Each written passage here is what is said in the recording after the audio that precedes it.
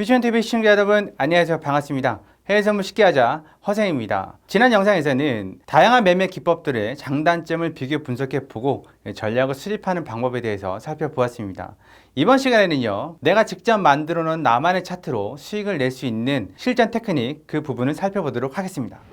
자, 지금 보고 계시는 이 차트, 매수일까요? 매도일까요? 이 부분을 가지고 많이 혼동을 합니다. 그렇다면 이 부분은 어떨까요? 큰 차트에서 아까 보신 부분은 작은 부분의 일부에 불과합니다. 근데 우리는 해외 선물 매매를 한 지 얼마 안 될수록 이렇게 작은 부분을 크게 확대해서 보는 경향이 있습니다. 이 큰 차트를 본다 그러면 이 부분은 상승 중에 나오는 조정일 수 있는데요. 단순히 이 부분만 본다면 이게 매수인지 매도인지 헷갈려서 왔다 갔다 하면서 계좌가 박살나는 경우가 많이 있습니다. 그래서 차트를 너무 확대해서 보지 마시라는 거, 전체적인 숲을 보셔야지 나무를 보시면 안 된다는 부분하고요. 그리고 추세 추종, 영매매를 하지 마시라는 부분이죠. 그러려고 그러면 차트를 이렇게 쪼아서 보시는 연습을 좀 하셔야 됩니다. 그리고 그에 따라서 전략을 유지할지 수정할지 그 부분도 판가름이 나는 거니까요. 나는 불편해 라고 하신다면 이렇게 크게 쪼아서 보시는 차트 옆에다가 조금 더 확대해서 보는 차트를 놔두면 조금 더 효율적이겠죠. 본격적으로 실전 매매에 들어가도록 하겠습니다. 방금 전에 보셨던 이 부분 어떻게 매매해야 될까요? 균선의 우상향, 캔들도 위에 있다. 앞서 배웠듯이 매수 신호일 때 규칙 매수 신호만 찾아서 들어가신다면 수익을 낼 수 있는 그런 부분입니다. 그렇다 그러면 이 매수 신호 다 들어가야 될까요? 일단은 차트를 꾸며보겠습니다. 일단 번호를 매길 거고요. 그리고 또 강조하는 두 선이 있으니까 함께 보도록 하겠습니다. 2번, 3번, 5번. 자, 매수 신호에다가 번호를 매겨 놓으니까 좀 더 보기 편하시죠? 그리고 우리가 장중에 해야 될 일이 두 가지가 있습니다. 첫 번째는 상승 파동일 때는 저점 부근에 있는 상승 추세선을 그어 놓으셔야 되고요. 또 하나는 맞고 떨어지는 이런 저항선 아니면 지지받는 이 부분에다가 지지저항선들을 선을 그어 놓으셔야 됩니다. 그래야 우리가 전략을 수정할지 유지할지 직관적으로 판단할 수가 있습니다. 그런데 한 가지 특징이 있습니다. 뭐냐면 이 추세선의 위에 달린 4번, 6번 매수 신호가 있고요. 이 추세선의 밑에 달린 7번, 8번, 9번 신호가 있습니다. 어떻게 분별을 해야 될까요? 이 부분을 추세선에 있는 매수 신호만 대응해도 충분히 수익을 낼 수 있습니다. 이 부분은 가속이 되는 부분인데요. 여러분들 경험이 있으실 겁니다. 위로 확 튀어 올라갈 때 여기서 매수 잡으셔서 물리신 경험. 가속이 되는 부분을 일단 배제합니다.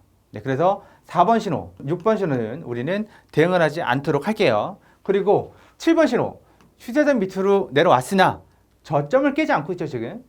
그래서 선을 그어 놓으시라는 겁니다. 저점을 지켜주고 있습니다. 8번 신호, 추세선 미치긴 하지만 여기서 저점을 또 올리고 있죠. 그렇기 때문에 7번, 8번, 9번도 유효한 신호입니다. 새로운 지금 추세를 만들고 있으니까요. 캔들 두세 개 나왔을 때 캔들 그어보시라고 말씀드렸죠. 단 하나, 지금 고점을 넘고 못 넘고 넘고 넘었으나 내려오는 이 상황 어떻게 봐야 되죠? 여기가 끝일 수 있습니다. 방향이 바뀔 수도 있고요. 아니면 크게 눌릴 수도 있는 부분 염두에 두시고 적어도 저점을 이탈할 때 이 부분에서는 손절을 하셔야지 물을 타시면 안 되죠. 그 부분 꼭 기억해 두시고요. 자, 우리가 제대로 대응을 했다면 2번, 3번, 5번 이 정도만 대응을 했다 하더라도 벌써 수익이 200틱이 넘어갑니다. 하지만 여기서 제일 만만한 신호가 어떤 신호죠? 2번 신호, 3번 신호가 제일 만만한 신호죠. 이 두 개만 합하더라도 150틱, 반만 가져가도 70틱, 80틱이니까 오늘 일당은 충분히 끝낸 거죠. 만약에 이쯤에서 들어오신 분이라면요. 파동이 이쁜 상승 파동만 있는 거 아니죠.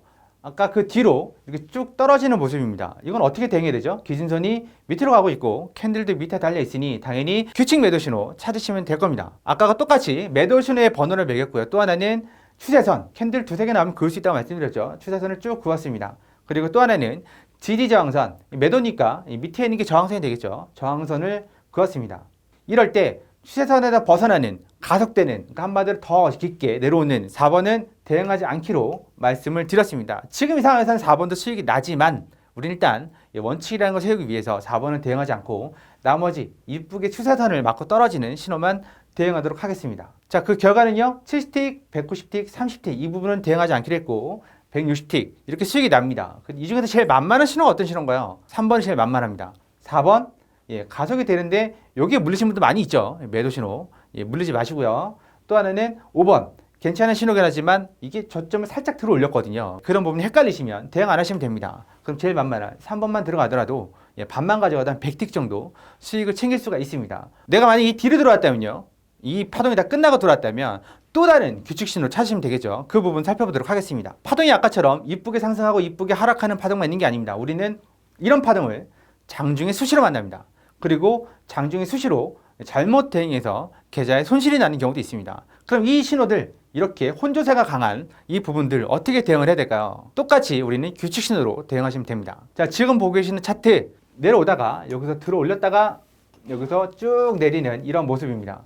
우리는 여기서 더 갈 것 같아서 매도를 잡고 쭉 끌고 가다가 이쯤에서 매수를 스위칭했는데 밑으로 내려가는 이런 아주 기이한 현상들 많이 겪으셨을 겁니다. 나만 그런 게 아니죠. 대부분의 분들이 그럽니다. 그렇다면 우리가 나만의 차트를 활용해서 이 부분을 어떻게 극복하고 수익을 낼 수 있는지 이제부터 살펴보도록 하겠습니다. 자, 아까 똑같이 여기 들어올리는 모습, 상승 파동, 이게 이미 지나간 차트니까 우리가 쉽게 판단이 되지만 만약 여기까지 봤다면요, 우리는 이 매도 신호 당연히 들어가야 되는 거죠. 하락 파동, 기준선 아래에서 규칙 매도 신호 나왔으니까 들어가야 되는 부분입니다. 하지만 여기서 계속 저점을 올려주고 있죠. 쭉 올려주고 있는 부분에서 직전 고점을 넘어가기 시작하면 손절을 하셔야지, 물타기를 하시면 절대 안 됩니다. 그러면 나는 여기서 들어가서 짧게 수익을 냈거나 아니면 손절했거나 둘 중에 하나인 상태가 돼야 됩니다. 계속 물타가다가 여기서 바꾸지 마시라고 말씀드렸습니다. 그러면 상승 파동에서 우리는 번호를 매겨놓고 추세선하고 지지 저항선을 그으셔야 됩니다. 말씀드렸다시피 추세선하고 지지 저항선을 그어놨습니다. 장중에 해야 될 두 가지 말씀드렸습니다. 이 중에서 우리는 뭘 빼야 되죠? 5번을 빼야 되죠. 상승 추세선을 크게 이탈했잖아요. 그러면 1번을 들어갈 수 있을까요? 1번은 지지 저항선을 잘 아시는 분들은 들어갈 수 있습니다. 하지만 우리는 아무것도 모른다고 했으니까 2번, 3번, 4번 신호 들어갈 수 있습니다. 하지만 기준선 위에서만 나는 매수를 받고 싶어 한다면 4번 신호가 제일 만만한 신호.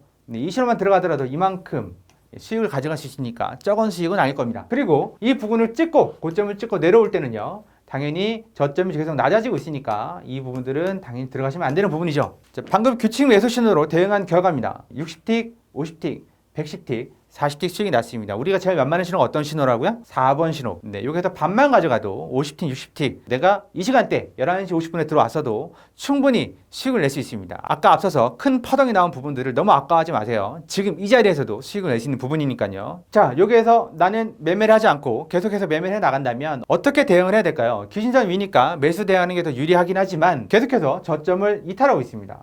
계속해서 저점을 이탈하고 있는데 매수 대응을 할 수는 없겠죠.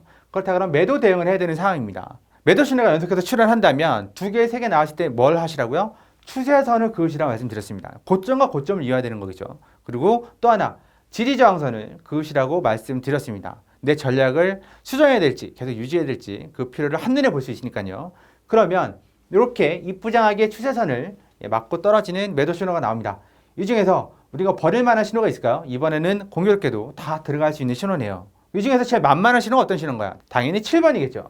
기준선 밑에, 캔들도 밑에, 거기다가 추세선까지 말했으니까 제일 만만한 신호. 6번 신호도 괜찮고요. 8번 신호도 괜찮습니다. 하지만 7번 신호만 대응했다고 본다면 결과는 어떻게 됐을까요? 120틱 정도 수익이 난 상태입니다.